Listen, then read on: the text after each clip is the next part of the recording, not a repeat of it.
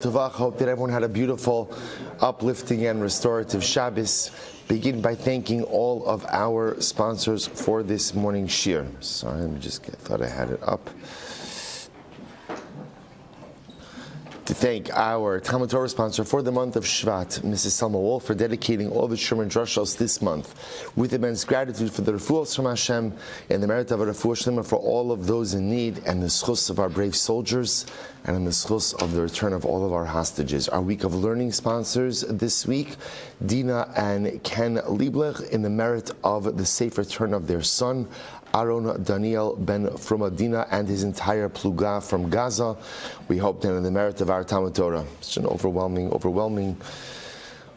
thing for a parent to dedicate for their child. So we hope that in the merit of our Talmud Torah, that Aaron Daniel, all of our precious soldiers, Emir Hashem, should be successful in all of their endeavors. Should Emir Hashem have tremendous hatzlach in all of their missions, and Emir Hashem should return to their families b'shalom and b'karov. We also dedicate all of Maseches, Bava Kamma Le'ilui Nishmas, Master Sergeant Yomi Charush, Hashem Yikom Damo. We hope that in the merit of our Talmud Torah is Nisham will have an aliyah and his family in Necham. We also take the opportunity to wish a Mazel Tov to our Chaver Milt Gertner on the engagement of his son. Shru, Mazel Tov, B'meretz Hashem. Should be zocha to see him build a binyan ad de ad, a home of Kedusha, home of Hatzlach, a home of Simcha, home of Torah. Ameh ve'esim shanim tovos. And I will say with that, let us begin. We have a lot to do today. Really incredible daf, exciting daf ahead of us. Baruch Hashem, today's daf is Pei Zayin, 87.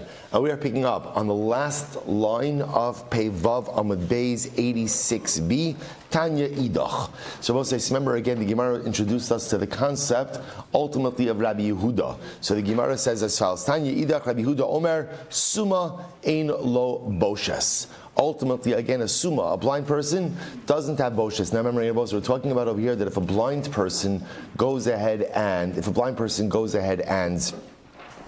injures someone, so the blind person is not obligated to pay boshes. Remember again, just to reorient a little bit how we're in this discussion, our Mishnah spoke about the concept that a blind person, Mishnah said, "Amavayish es ha'arum, amavayish es ha'suma, amavayish es ha'yashin, the yashin should be ishpata." So remember again, our Mishnah indicated that halacha l'maisa, a suma is obligated in boshes. So then the Gemara said, our Mishnah does not reflect the view of Rabbi Yehuda, because Rabbi Yehuda holds that summa ein la boshes, and that was the entire discussion from the two dots up until the last line where we're picking up from. So Tanya Idach, so the additional brace explaining Rabbi Yehuda Omer summa ein la boshes. If a summa damages someone, then ultimately again he is not subject to the penalty of boshes. Top of Pei Zayin 87a. V'chein hayar Rabbi Yehuda potro mikol dinam shebatorah.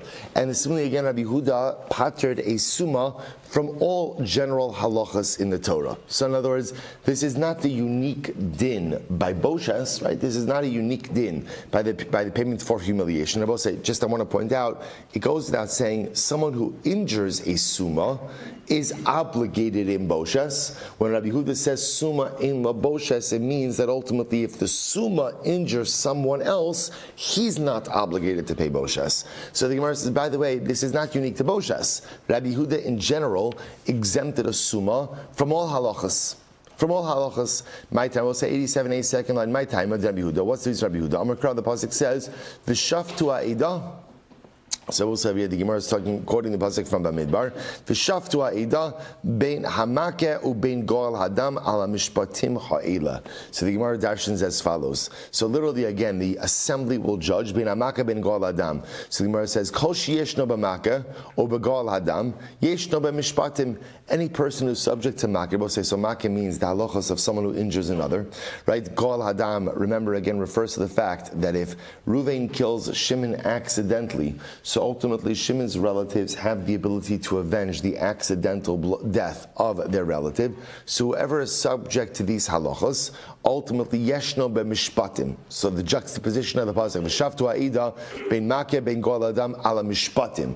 So whoever is subject to makeh, the laws of injuring someone else, and the laws of goel adam, is subject to mishpatim, to general halachas. Kol she'eno b'makeh b'goel adam, whoever is not subject to the halachos of injuring another, or ultimately the halachos of goel adam, eno b'mishpatim, ultimately is not subject to the other halachas, and therefore because a summa, a blind person, ultimately is not subject to the halachas of makeh and goel adam, which makes sense, right? The summa can't really be held fully responsible for damages inflicted upon another person. Why?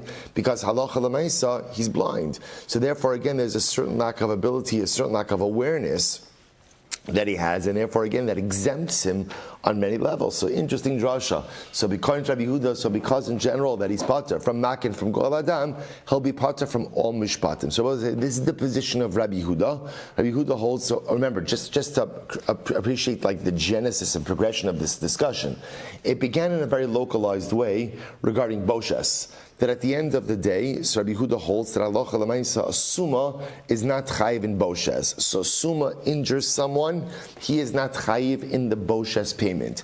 But the truth is, now we see that this is actually part of a much larger halachic motif, which is that Rabbi Yehuda holds that a summa is pater from mitzvahs. That a summa is pater from mitzvahs. So we'll say, so here we go. The Gemara says, Tanya idach, another brayso. Rabbi Yehuda Omer, summa in la boshes. Summa is not subject to the boshes payment. In other words, he doesn't have to pay boshes. V'chein haya Rabbi Yehuda potro mikol mitzvos ha'amuros batorah. And we'll say, here it is, explicitly. Famous shita of Rabbi Yehuda, that summa is pater from all mitzvahs. From all mitzvahs. So the Gemara goes right there. Amrav Shisha Brei Dravidi, my time with Rabbi Yehuda. Why does Rabbi Yehuda hold that a summa is pater from all mitzvahs? What's the pshat in that? So the Gemara says, Amar Kra, because the pasuk says, Ve'ila ha-mitzvos ha-chukim v'ha-mishpatim. These are the mitzvahs, chukim ha-mishpatim. Whoever is subject ultimately again in mishpatim is obligated in mitzvos and chukim. Remember again, mishpatim, mitzvos, and chukim really refer to the three different bodies that comprise the totality of Torah. So therefore again, whoever is obligated ultimately in mishpatim is obligated in chukim and mitzvos and chukim. V'chol she'eno b'mishpatim, whoever is not subject to mishpatim, ultimately eno b'mitzvos v'chukim. And Rabbi say really this ties in very beautifully to the previous drasha, because in the previous drasha of Rabbi Yehuda, what did Rabbi Yehuda say? V'shaftu ha'eda ben amakeh u'ben goal hadam ala mishpatim ha'ila. In that drasha, remember again, Rabbi Yehuda said, whoever is subject to makeh and goal adam is subject to mishpatim, and whoever therefore is not subject to the halachos of injuring someone else and goal adam, avenger of blood, ultimately is not subject to mishpatim. Now in pasuk number 2, what does the Torah do? The Torah links chukim and mitzvos to mishpatim to teach you whoever is chayiv in mishpatim is chayiv in chukim and mitzvos. Whoever is not chayiv in mishpatim is not chayiv in chukim and mitzvos. And we already saw that a summa is pater from mishpatim from the earlier drasha. So Rabbi will say, this is the famous position of Rabbi Yehuda, that a summa is pater from kol mitzvos ha'amuros batorah. Summa is totally pater. So again, I just want to point out the fascinating kind of progression. What began as a discussion regarding boshes, right? We just thought Rabbi Yehuda is going on to say that a summa is not chayiv in boshes. Ultimately, again, turns into a much more holistic approach to summa, where Rabbi Yehuda holds that he's pater from kol tarkos. So we'll say this leads to a very, very beautiful Gemara. We actually saw this Gemara in Maseches Kiddushin. The Gemara says, Rav Yosef.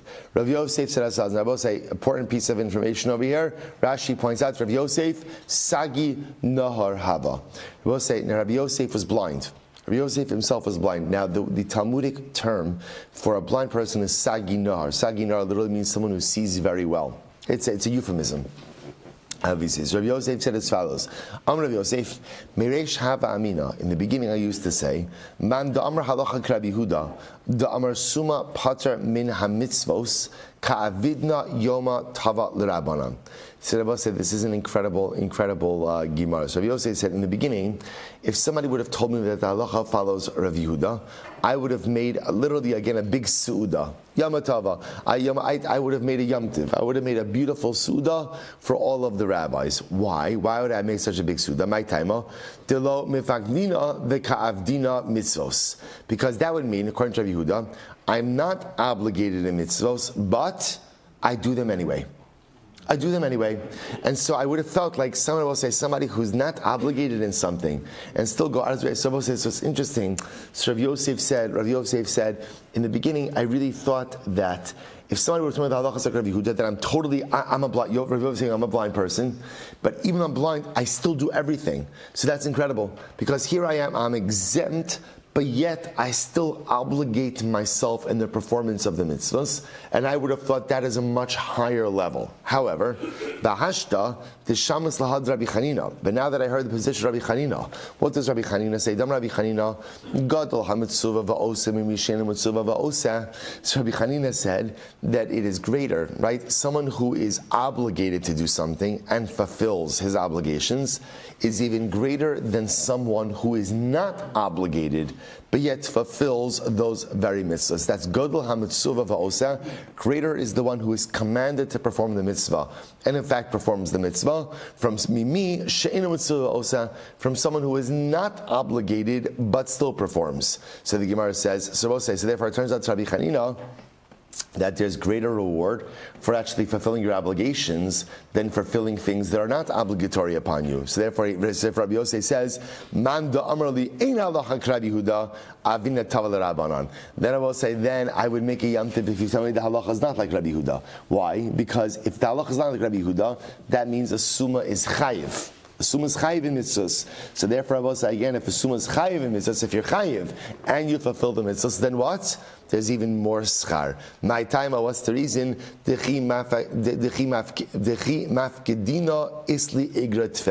Since I'm obligated, ultimately, again, there is more reward. So also, we've spoken about this concept before we started in Kiddushin, and again, it's a very profound and insightful idea. In general, people do not like to be told what to do, right? The most common first word amongst children is no. Now, I'm sure the speech therapist will say it's monosyllabic, right? It's there's a lot of reason, but I will say, but like on a deep hashkafic level, there's a very good reason for that. Because at the end of the day, and this is the Baal Shem Tov HaKadosh writes about this, the concept that we are made with Tzelem Elokim, in the image of God. And what makes HaKadosh Baruch Hu unique is that he's confined and constrained by nothing. No one could tell the Ribono Shel Olam what to do. So because we are made in the image of HaKadosh Baruch Hu, there's a very strong piece of that resides inside of me. Don't tell me what to do. Don't tell me what to do. And the moment ultimately that you tell me what to do is the moment that I'm going to push back. I'll just tell you, I mentioned this many times in the past, but it bears repetition. Here, Chaim Shmulevitz, Zecher Tzadik Levrach, and Sichos Musar brings down the episode of David HaMelech and Shimi ben Gera. You know the story. When David decides to flee from Yerushalayim, instead of fight against Avshalom, when his own son rebels, he won't fight against his son. So as he's fleeing Yerushalayim, so Shimi ben Gera, who was a cousin of Shaul, comes out, greets David is the wrong word. He starts spitting at David, cursing David, throwing rocks at David, essentially saying you get exactly what you deserve. Exactly what you deserve. So David's generals wanted to kill Shem ben Gera. David said, leave him alone. Fast forward a little bit. David's on his deathbed. He calls in Shlomo, gives Shlomo a number of instructions. Amongst the instructions, he says, deal with Shimi ben Gera. That's deal, right? Like deal with Shimi ben Gera. Okay, David dies. Next episode, Shlomo calls in Shimi ben Gera. We know the story. He tells Shimi, here's the deal. I'm giving you a palatial estate in Yerushalayim.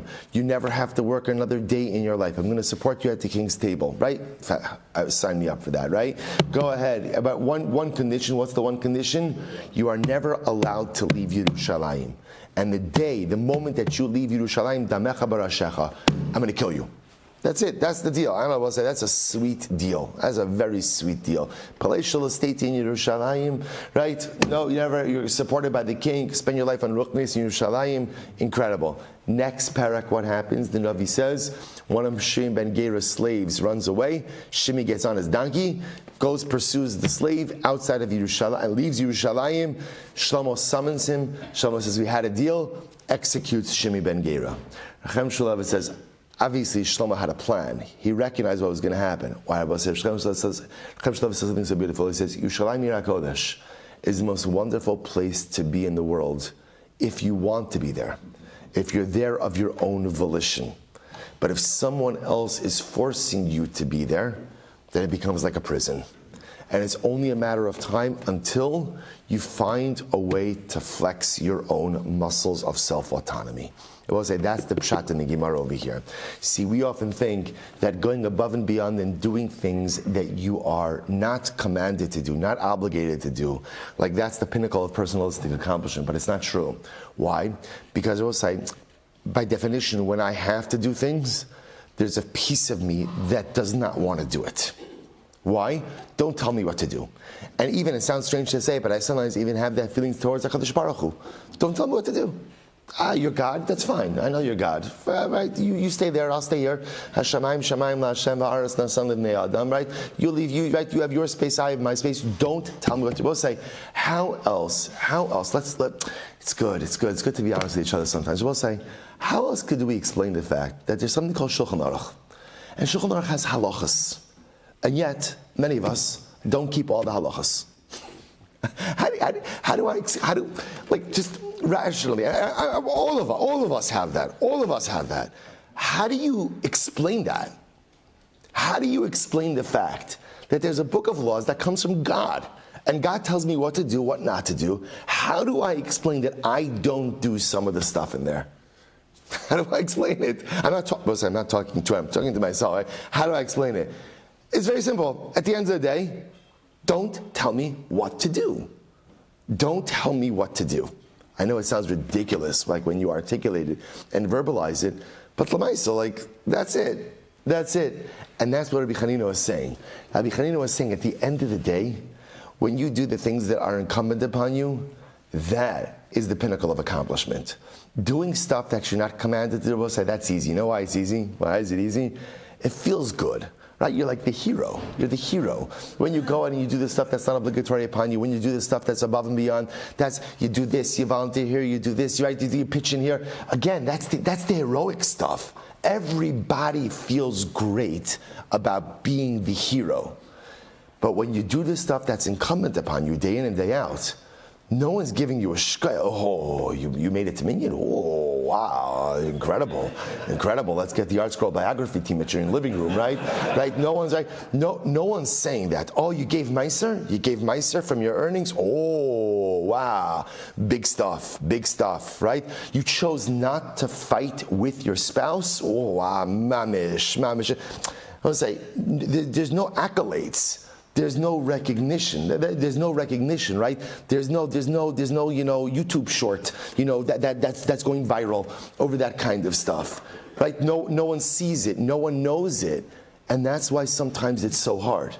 But I will say, but that's the pinnacle of accomplishment. When I show up, and I do the things that I am supposed to do day in and day out. The things that are obligatory, the things that in my mind I'm saying, I don't want to do this, and stop telling me that I have to do this, and I do it, that's greatness. That's greatness. I will say, I saw something beautiful last night. The Shla Kadosh brings down that this is the source for why we make a Seudah by a Bar Mitzvah. Right? Why do we make a source by Seudah by a Bar Mitzvah? Because when a young man reaches the age of Bar Mitzvah, he's obligated now. So Lamaisa, we celebrate obligation. Why? But the kid was doing all these wonderful things before he was Bar Mitzvah. That's fantastic, but he wasn't obligated. Now that he's obligated, and now that Yetzer Hara kicks in to say, come on, say no, flex your muscles of self-autonomy, only do what you want to do, and reject the stuff that you don't want to do. But we say to this Bar Mitzvah, we have confidence that you could live up to your obligations. That's why the Shla says, that's why Shla Kadosh brings down, that we go to make such a big deal, make such a big Seudah around the Bar Mitzvah. Incredible. Say Rabbi Yehuda Paskins that halacha ma'aseh sumas pater. So Rabbi Yosef says in the beginning, if someone would told me the halacha like Rabbi Yehuda, I would have made a yom tiv because I thought I was the man doing stuff that I'm not obligated to do, but doing it anyway. And now after Rabbi Chanina, that it's even greater to go ahead and do the stuff that you're obligated to do. Then if somebody told me the halacha is not like Rabbi Yehuda, I would go ahead and I would end up making a tremendous Seudah for them. Incredible Gemara. Plus, I just also mentioned on that Gemara of Suma Ein Laboshas. there's I think a very by the way, Dovi Elman, you could use that vart, the Yam Shel Shlomo for the Bar Mitzvah, right? This is I'm sorry. Baruch Hashem, no, it's yours. So, I'm sorry.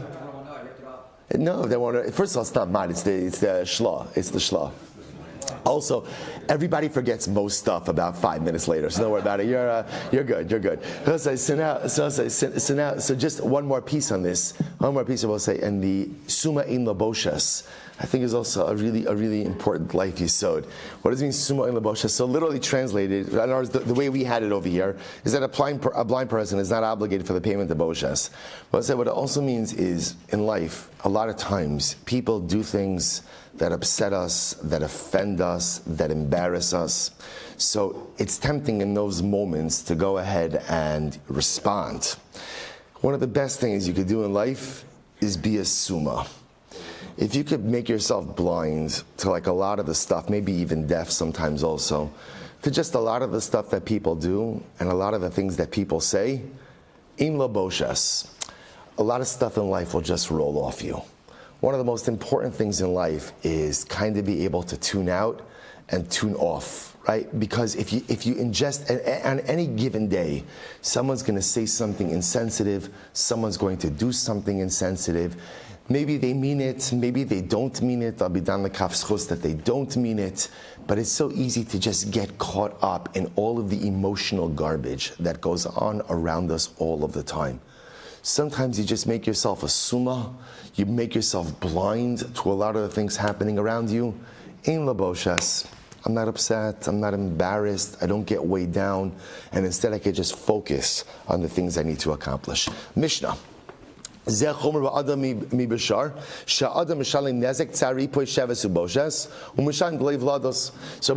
the Mishnah contrasts ultimately again, damage is done by a person and damage is done by a shar.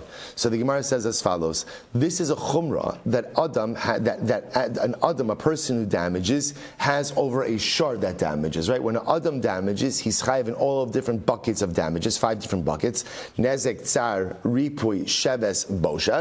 Furthermore, Mushalim Demei Velados. Mushalim Demei Velados means what? So remember again, that means that halacha l'maisa, if Ruvain injures a pregnant woman and she miscarries, so Ruvain is chayiv not only for any injuries to her, but is also liable for the lost pregnancy. So the Gemara goes weiter. The shar, eno mishalim ele nezek. But I will say, on the other hand, if my shar damages someone, I'm only obligated in nezek damages. Upater mi dmei velados, but I'm exempt ultimately again from any loss of from any damage, loss of the pregnancy. So again, if my shar chas v'shalom damages a pregnant woman and she miscarries, I am not liable for that. Dmei velados. So the value of the miscarriage is only liable when a person damages, not when a shar damages. Next, hamakeh es avives imovelo asaben chabura. This is an interesting case. If a person, let's say Ruvain goes ahead and hits his father or his mother, but did not make a chabura. Now, so we're going to talk about this, that there is an isur d'oraisa to injure your parents. Now, there's an isur d'oraisa, there's a chiyuv misa, death penalty, if a person injures their parents, but only if the injury causes a wound. Let's say a person hits their parents, but it doesn't cause a wound. Or v'cholva b'chavir b'yom kippurim. Or Rabbi say, for that matter, a person injures, right? Ruvain injures Shimon on Yom Kippur. Rabbi say the reason the Gemara you choose Yom Kippur is because Yom Kippur, remember, causing a chabura, drawing blood from someone, is an isur da'oraisa. It's the isur of shchita. So if you go out and you draw blood from someone on Yom Kippur, there's a chiyuv kares. Generally, I will say the concept of kimle b'drabimine means that when you simultaneously incur capital punishment and monetary punishment, then what's the halacha? The capital punishment sets aside any monetary judgment. That is only true with the misas bezdin, not true with kares. So therefore, again, on Yom Kippur, if you incur kares, you still incur financial liability. So that's the case over here of Ruvain injuring Shimon on Yom Kippur, where even though there'll be a chiyuv kares, if he draws blood, there'll still be monetary obligation. Hachovel, everyone say same idea. If you injure if Ruvain injures his father Yaakov, right? Ruvain injures Yaakov, and let's say Ruvain doesn't draw blood. It doesn't draw blood. So in that case, there's no capital liability, and therefore what? There will be financial liability. Incredible. I mean, not incredible, but you understand. Hachova be'eved ivri chayiv bekulan chutz min sheves. What's another interesting case? If you injure an eved ivri, so ultimately, again, you're chayiv in all the different buckets of damages. Because remember, again, an eved ivri is a Jew. So therefore, I'm chayiv for damaging another Jew, except from sheves, lost wages, bisman shehu shalo. All right, so that makes sense. In other words, that like if the eved ivri is mine, my eved ivri, and I damage my eved ivri, so I'm going to be chayiv for 4 out of the 5 buckets of damages, because lamaisa, again, I've injured another Jew, but not for sheves, not for lost wages, because remember, again, he's working for me. Hachovo be'eved kinani shalachirim. What happens if I injure someone else's eved kinani? Chayiv bekulan. Then ultimately, again, I am chayiv ultimately in all the buckets of damages. Obviously, that goes to the master. Rabbi Huda says, "Ein la'avadim boshes." Rabbi Huda says there's no boshes payment when it comes to avadim. Cheresh shota v'katan pigi asanrar. We'll go through each of these categories in the Mishnah. But cheresh shota v'katan is actually interesting lashon over here. Pigi asanrar means that your interactions with them will only have an adverse impact on you. What does that mean? Because achovo bahen chayiv, if you injure a cheresh shota v'katan, you are liable for damages, but yet vehem shechavlu ba'acherim p'turin. We'll say this is fascinating, right? So cheresh shota v'katan, if you damage them, you're liable. If they damage you, they're all pater. They're all pater. Which makes sense. I will say why? Because remember again, these are individuals who lack capacity. So because they lack capacity, therefore there's no legal liability. So if they damage someone, there's complete exemption. But if you damage them, there is complete liability. Incredible. Ha'eved va'isha pigi asanra. We'll say if a person injures an eved or an isha, right? So an eved or an isha, pigyas and ra, the interaction is negative. What does this mean? Hachova bahem chayiv. If you injure an eved or an isha, if you injure them, you are chayiv. The damager is chayiv. But yet, vehem shechavlu ba'achirim p'turin. But yet, if an isha or an eved injured someone else, ultimately they're pater. Now, say now, why are they pater? Rashi says over here something fascinating. Eved v'isha shechavlu b'achirim p'turin she'ein lahem ma l'shalim. Because sometimes, again, these individuals will not have their own property. They have their own property. Now, what's interesting about, we'll get into this more. The Eved, I understand. The Isha is a little bit more complicated, right? Because an Isha could easily have property, right? But remember, again, also we're going to see sometimes the challenge with the woman's property is that although she retains title, remember again, over the course of the marriage, usage is often given to the husband. So we have this interesting relationship in her property. But again, we'll watch this. Aval Masham but I will say the common denominator between an Eved Kinani, right, and an Eved Ivri, or an Eved and an Isha is what? When an Isha, let's say, is divorced or widowed, she will have property. And when an Eved is emancipated, he also will have property. There's a concept of Hanaka, that ultimately the master gives him stuff upon emancipation. So interestingly enough, when the Mishnah says that if an Eved or an Isha injures someone, they're pater, really what it means is like this. They're pater for now, but there's delayed liability. In other words, that ultimately when they come into money, when they do have assets, ultimately they will be liable to go ahead and pay. Very interesting. Let's go. We'll talk about all of this, obviously. This is what you see over here. Let's say the woman gets divorced, so therefore now she gets back her property, or the eved is emancipated. At that point in time, ultimately, again, they are going to go ahead and be chayiv to go ahead and pay because now they have property. Okay. If let's say Reuven injures his father, injures Yaakov, and there is a wound, he draws blood. Shabbos says so. In that case, again, there's a death penalty now. Or Reuven injures Shimon on Shabbos. He draws blood on Shabbos. In which case, Shabbos say once again, there's capital liability for Shabbos desecration. So in both of these cases, now that there's a death penalty, Pater Mikulon, Mibnei Shonidam Benavshel. So Shabbos say both of these cases are going to be where Reuven's put to death. So because Reuven's going to be put to death, therefore what? Kimlei b'drabaminei, and therefore halacha l'maisa. we set aside financial liability. We'll say if a person goes ahead and injures his own Eved Kinani, he's going to be pater ultimately again from all of the buckets of damages. Incredible. Okay, so we'll say let's begin. So we'll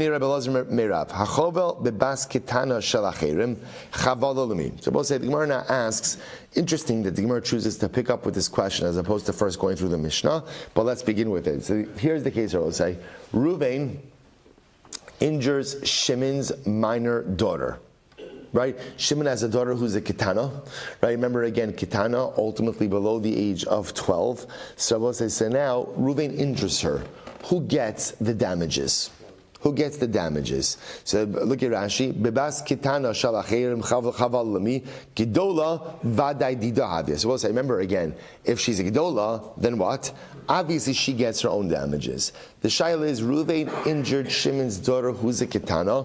Who gets the damages? Bless you. So the Gemara says as follows: Mi amrinan kevan da'achni le'rachmana shevach nu'urim la'av chavala nami davu ahavi. So we'll say, on one hand, we could say like this: the father, when it comes to a kitana daughter, bless you, when it comes to a kitana daughter, the father is entitled to what we call shevach nu'urim. Any of the financial benefits that accrue to her when she's a kitana. We'll say the paradigmatic example of this would be what? Kesef Kiddushin. Kesef Kiddushin, right? That ultimately, again, she gets betrothed. Man gives money for Kesef Kiddushin. The father gets that. Or, again, she works, right? There's earnings. So any Shevach Nu'urim ultimately go to the father. So do we say maybe damages is just like Shevach Nu'urim, and therefore Allah should go to the father? The Gemara says, my timer, and both say because, and there's a compelling reason also to say, because just as the father gets everything, so to speak, that she generates during her kitana days, so maybe over here he should also get her damages. Furthermore, her value is depreciated. Right? So because her value is depreciated now as a result of that injury, again that impacts the father, so perhaps he should get the damages. Oh, Dilma, the other possibility is Shevach Nu'urim Huda Akni Le'Rachmana. The father is entitled to what we call Shevach Nu'urim. So he's entitled ultimately again to what we call money generated during her kitana days, because the Torah gives that to him. Why? Because remember again, the father has complete autonomy over his kitana daughter. B'haraya, he has the ability to marry her off to anyone, even a guy who's a mukashchin. Mukashchin means like he's covered in boils. The point is, the fact that he can marry her off to anyone, including someone who is repulsive, at the end of the day indicates that halacha l'maisa, he has control over her monetarily. And however, we could say aval chavala keivan di'i by misvilba lo matzi chavala lo kanyele rachmana. On the other hand, I will say maybe when it comes to chavala, to damages, maybe the father doesn't have rights in that. Why? I will say, does a father have the right to injure his minor daughter? Absolutely not. Absolutely not. So what the Gemara is suggesting is like this: maybe the only time he has financial control over her are in areas ultimately, again, where he has general control. So for example, of course he's going to get her Kesef Kiddushin. Why? Because Lamaisa, at the end of the day, he has the right to marry her off to whoever he wants. Maybe one could even make the argument again for earnings, because he has the right to put her to work however he wants. But maybe when it comes to damages, because he doesn't chas v'shalom have the right to damage her, therefore perhaps he's not entitled to damages as well. So we'll say, so that's the shaila. So Reuven injures Shimon's minor daughter. Who gets the damages? So we'll say Amud Beis. Amarlei. See, he responded, Lo zachsa haTorah la'av ela shevach nu'urim bilban. So also, remember again, this was the question Rabbi Lazar posed from Rav, and Rav responds, no, father does not get damages from his minor daughter, because again, the Torah only gave the father what we call shevach nu'urim. We'll call it like positive earnings, positive proceeds, but does not give the father damages. So the Gemara says, Eisvei. Raise the kasha hachoval be'eved ivri chay bekulon chutz min hasheves bizman shu shalo.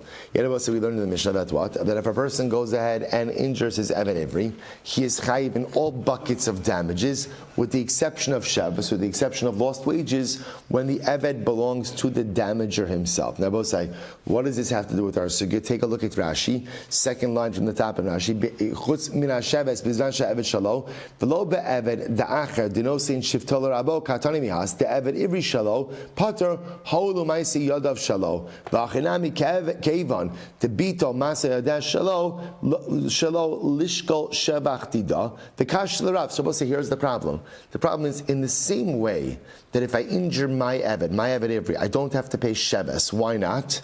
Because I'm entitled to his earnings. I don't pay sheves. So we'll say the same logic would dictate that halacha l'maisa, a father is entitled ultimately again to his daughter's earnings, right? And therefore, halacha l'maisa, one should make the argument that therefore he should be entitled ultimately to her damages as well. So why would, so this is a kashan Rav, Tujnos Amar Abaye, Moderav, B'sheves, T'maisi Yadeh, Ad Shas Bagros Tavu Ahavi. So we'll say, Einachinami.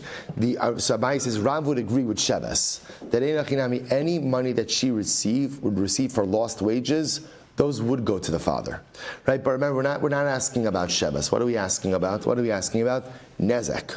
We're asking about damages. But Einachinami, Rav would agree that the father of the ketana is entitled to sheves. Okay.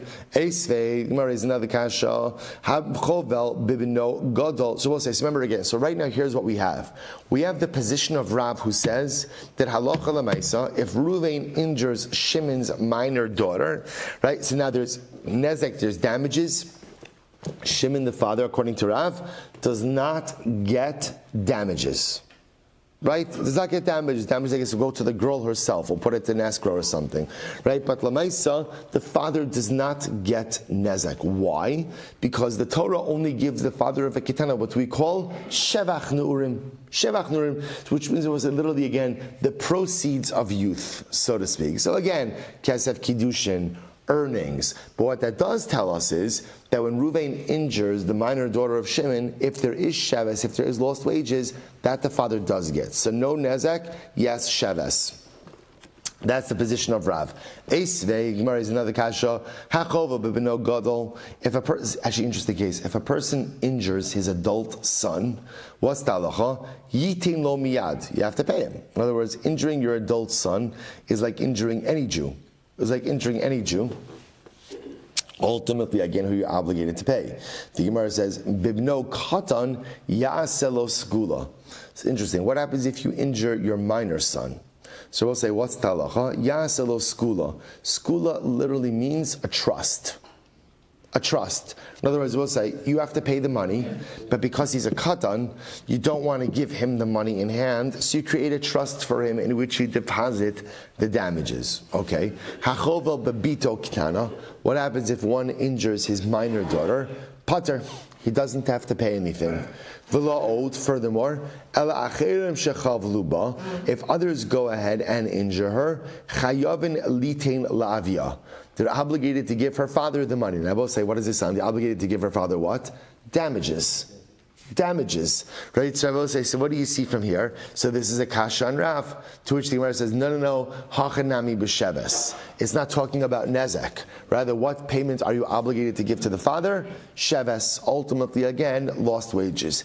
Now I will say, we're going to talk about this a little bit. Seemingly, the logic when one injures his minor daughter, the reason why b'pashtos, ultimately, again, he's not obligated to pay. Again, we'll see the halacha l'maisa, but why he wouldn't be obligated to pay is because since he's entitled anyway to any of her earnings, so b'pashtos, again, there's no financial liability that he would have towards her. That's what it sounds like over here, even though the Gemara is reframing this to mean not nezek, but rather only sheves. So now we're going to pick apart this brayso a little bit. Here we go.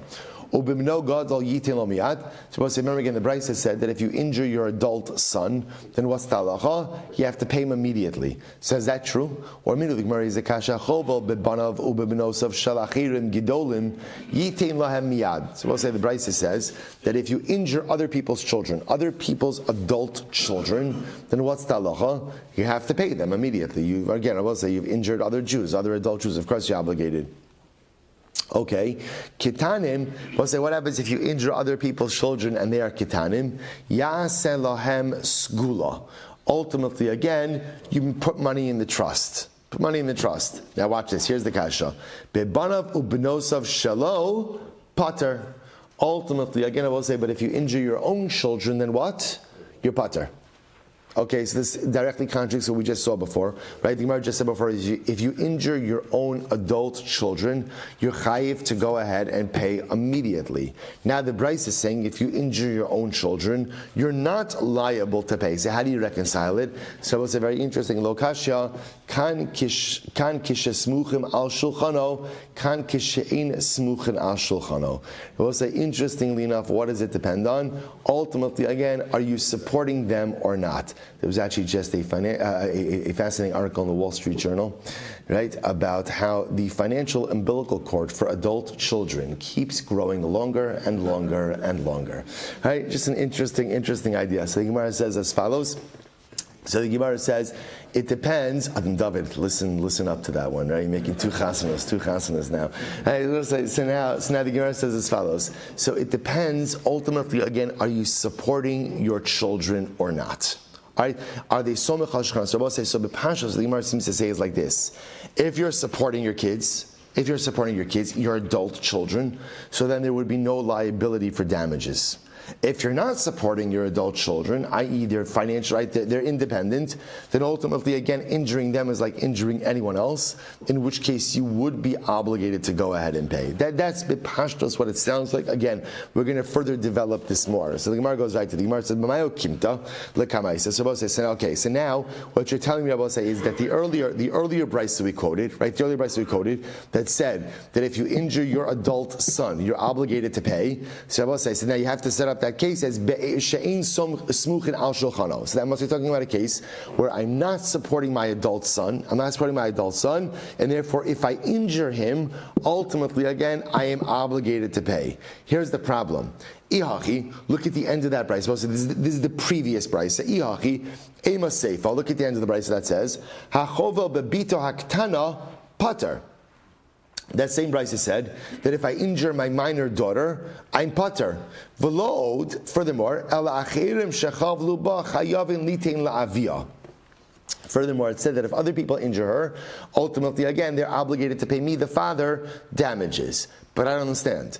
If we're talking about a case of einan smuchan al shulchano, that children are not being supported by the father, and even in the case of the minor daughter, she's not being supported by her father, then what? Who should damages go to? Lidida baile mesavla debaye mizone. We'll say, then again, damages should go to the daughter. In other words, if a father is not supporting his minor daughter and someone injures her, why would the father have any rights in those damages? Damages ultimately again should go to the daughter herself. Furthermore, even according to the opinion that says that a man has, right, the master has the ability to say to his servant, so we'll say there is this concept that a man can say to his Eved Kanani, right, go ahead and work for me, and I'm not giving you any food, I'm not supporting you. Right? Why can you do that? So the Gemara says, because we'll say this is only by an Eved Kanani, because the master can say it, and we'll say first wide line, because we'll say the master could say to the Eved Kanani, listen, you'll work by day, and you'll go around collecting at night. Right? An Eved Kanani has that capacity to do that. Aval Eved Ivri, also when it comes to an Eved Ivri, Dichsiv ki tov lo imach, where the Rabbi said there is a heightened level of obligation that a master has towards his Eved Ivri. Because the pasuk says, when the Eved Ivri is with you, kitov lo imach, it has to be good for you with him. No, sorry, good for him with you. In other words, you have to treat him well. Imcha b'machal, imcha b'mishta, lo. So we'll say, so remember again, you have an obligation to support your Eved Ivri, but don't have an obligation to support your Eved Kanani. As long as the Eved Kanani has the time to go out and fend for himself, technically speaking, you could say to him, work and I'm not feeding you. It's not good, but technically speaking, you could do it. An Eved Ivri, you're not allowed to do that. With an Eved Ivri, ultimately there's an obligation to make sure that he has everything he needs to eat, everything he needs to drink. Then I will say, if that's true with an Eved Ivri, alachas Kamma v'Kamma lo kol shekain bito. All the more so, ultimately, again, with one's daughter. So therefore, I will say, if you're going to have a scenario where halacha l'maisa, the father is not supporting his daughter, which technically speaking he has a right to do, which we'll discuss, but l'maisa, then she definitely gets to keep her damages, right? Because again, how else is she supposed to support herself? So what's going on over here? To which the Gemara says, Amar Rava Breid Rav Ula Lo Nitzracha Ela Lahadafa. Now, what we're talking about over here, not the primary amount that she would need in order to support herself, but rather what? Hadafa. We'll say hadafa ultimately means what? Hadafa means the amounts extra. So when the Brisa says that ultimately, again, it goes to the father, then again, that's talking about additional amounts above and beyond what is necessary for her support. So the Gemara says, okay, fine. So now how are you setting up the second Brisa? Bismuchin al shulchano.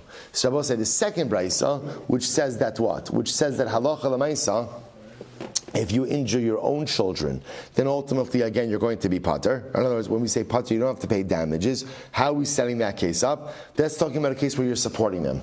So because I, the father, am supporting my adult children, I'm not going to be chayiv in damages towards them. So the Gemara says, if that's the case, right? B'smuchin al shulchano. I'm sorry. B'smuchin al shulchano. So gedolim yitain lahem miyad, kitanim yaseh lahem skula. So we'll say, so then I don't understand.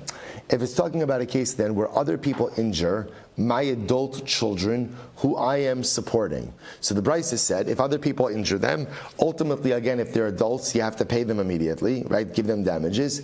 And if they're children, you put the money in trust. But why? Amai la'aviyem abayla misvi. Both say, if these kids are being supported by the father, then what? Who should the money go to? The money should go to the father. So why does it say that by Gedolim, ultimately, again, the money goes to them, and by Ketanim, you put it in trust, it should all go to the father? Amri, ki kakap. So this is very interesting. So both saying, so now the Gemara really highlights something very interesting. So the Gemara says, in general, Amri, ki kakapid, when is the father makbid? That any, so remember, we're talking now over here a case of a father supporting his children. So therefore, in a general idea, if a father is supporting his children, what that's going to do is, halacha l'maisa, any monies that come in are going to go ultimately again to the father. When is the father makbid that monies that come in go to him? B'midi takachaser. B'midi da'aslim alma lo kapid. So say ultimately again, when is he going to be makbid? Ultimately in areas where he has a loss, where he's out money. But halacha l'maisa in money, right? That in other words, so if he's spent monies on, let's say, on their support, and halacha l'maisa again, now monies could come in to cover that amount. That's where he's going to be makbid, that the monies come to him.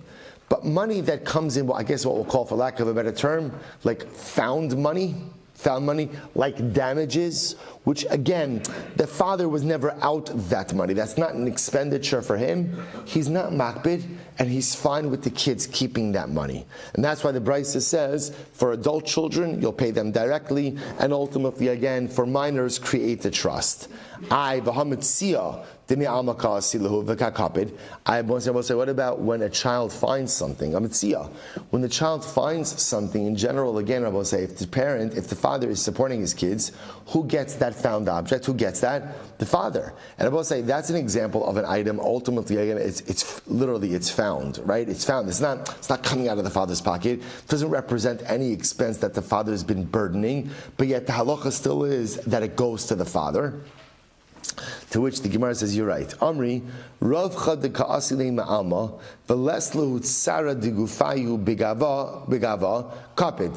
So I will say in general, so if the child, the adult or minor children who are being supported by their father, if they find money or money comes to them, right, even if that money is coming from an external source and is not really representative of any money that the father has laid out for them, and they have not had any pain incurring that money, that's when the father is makbid. That's what? The money comes to him. Right? In other words, you didn't earn it, right? Nothing bad happened to you. It's found money. I'm supporting you. The money should come to me. Aval chavala de ispu tzar de gufayu ume'alma kaasi me'alma kaasi luhu lo kapid. But I will say ultimately again with injuries, damages. We remember again, how did this money come about? As a result of pain and suffering suffered by the child. So even though it's quote unquote found money, halacha l'maisa, because it came about because of the injuries or the suffering of the child, the father is not makbid that money comes to him, and the father lets the kids keep that money. So therefore I will say, even in the second brisa, we remember again, we're talking about a father supporting his children, and the brisa said that if someone injures the kids, if they're adult kids, give them the money immediately. Right? Give them the money immediately. If their children create a trust, but the father's supporting them, why doesn't all the money go to the father? Because essentially, I will say the principle is that if money comes, found money that comes as a result of the personal pain and suffering of the children, the father is not makbid on that. The father says to the kids, you keep that. Found money that doesn't come through pain and suffering, that the father is makbid on, that ultimately, again, that money becomes his. Really interesting. I will say, what about the case of the Kitana daughter? So I will say, so the case of the Kitana daughter, right, where someone injures her, so there is tsar, right, and the money is quote unquote found money, v'kakapit, right, it was yet the father is makbid, because what did it say? By injury, right, by damages to a minor daughter, diktani v'lo od, ella afilu achirim shechavlu ba chayavin litin la'aviyah. So we'll say, so I don't understand. Here's the case of the Kitana daughter who's injured by someone else, and yet what's the halacha? You pay damages to the father. So we'll say, here's a case ultimately of found, quote unquote, found money, where there is tsar, yet we say that the money should come to the father. Amri Hasam de Gavra Kapdanahu. Wow. So I'll say this is very interesting. What are we talking about in this case? Of a father who's a bit difficult. Right? The father himself is a kapton. Father is a kapton. In other words, the father is the kind of guy who ultimately, again, just wants all of the money. Just wants all of the money, even in a case. So I'll say, so in other words, what we just espoused before was the principle for normal people. Right? So I will say, so normal people, in a normal case, at the end of the day, even if I'm supporting my kids, if there's found money, but it's found money as a result of pain and suffering that they've endured, keep it. Keep it. If it's found money and there's no pain and suffering, if I'm supporting you, I'll take it. So there is another category of people called kaptonim, right? The kapton is someone he's makbid. So what's his hakpad Rabbi say? If I'm supporting you, then what? Anything that comes in is mine. Everything that comes in is mine.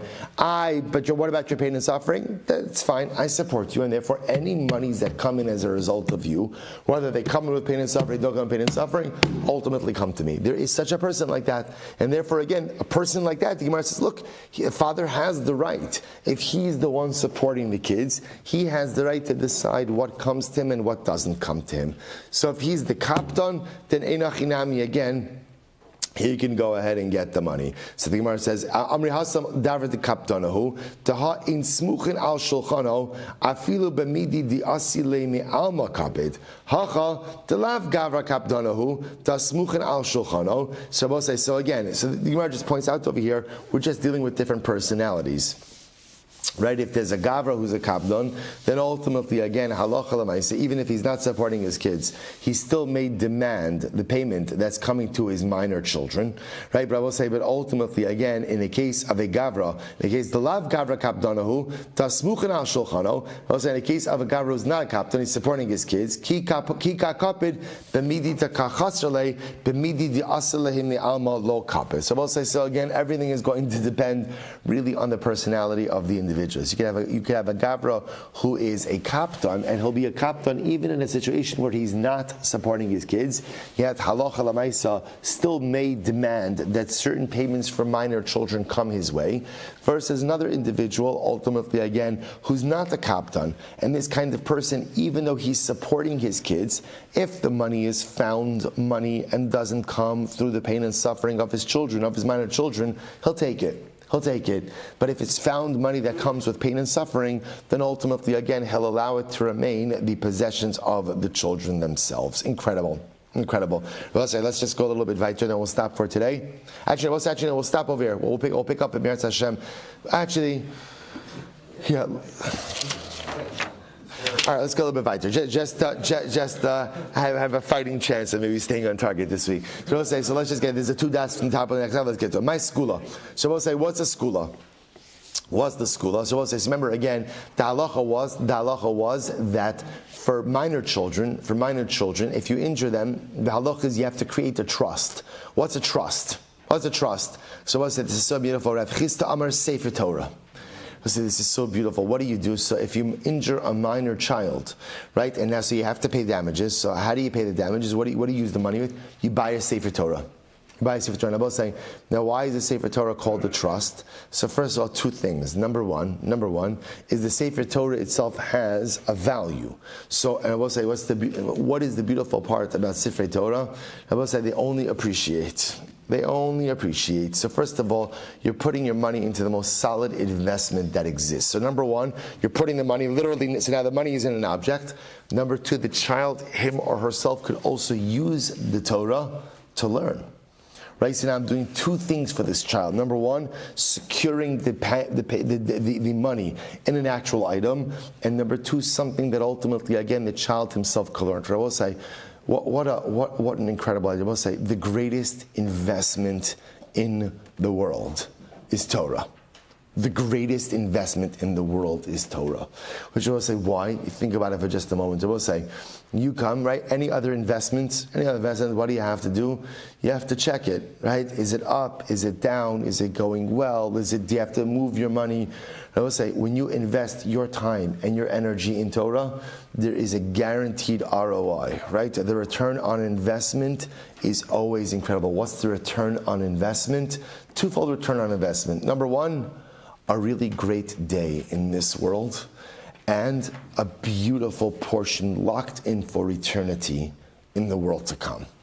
I would say, ein good investment, gedola mizo, right? The best investment, I would say, that's Torah, is the greatest skula, both in this world and the next. Incredible. So, Rabbi Rav Huna Amar, Dikla, this is interesting, Rabbi Rav Huna says, invest the money in a palm tree, right? Date palm. Why? The Gemara says the achal minei. Date palm is also good, right? Because the palm tree is an asset and at the same time produces fruit. And also, we've seen many times the Gemara speaks about the incredible power of dates, right? Dates have the ability to go ahead and satiate, and they're generally relatively inexpensive. So I will say a good mussar also about how to conduct ourselves in Olam Hazeh.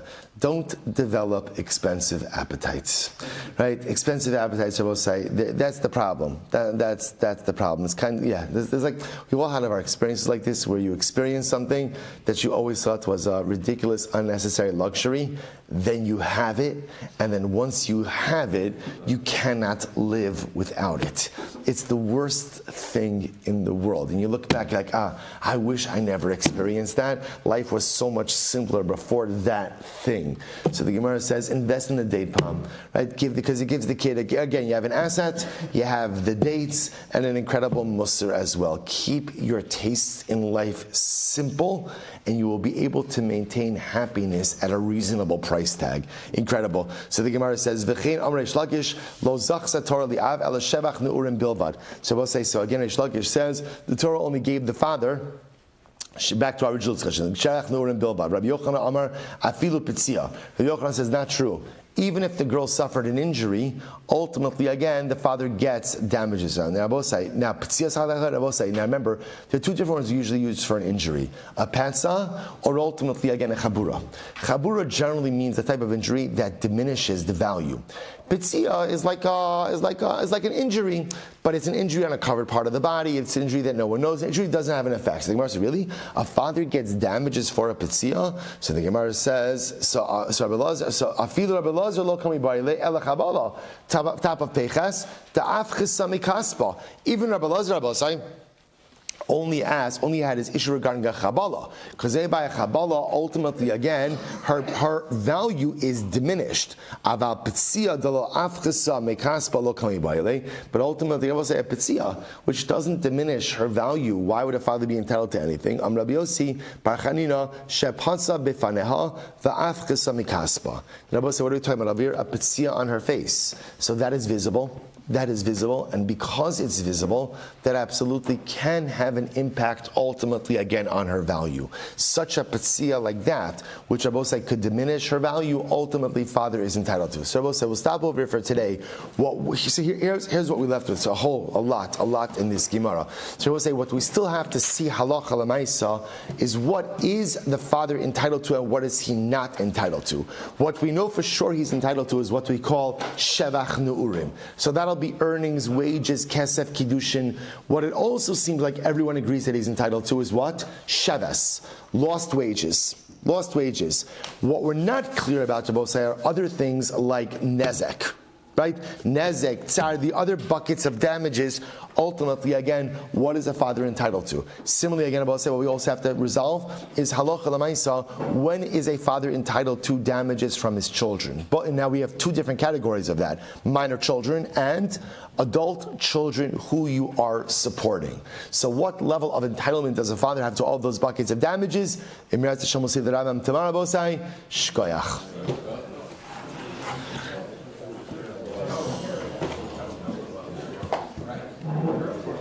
All right, Chavran Zoom, have a great day, everyone. Have a great day. Moshe David, good luck babysitting the kids. Mamish. I see the whole army mishpachas here. Incredible. All right, go Team Artman.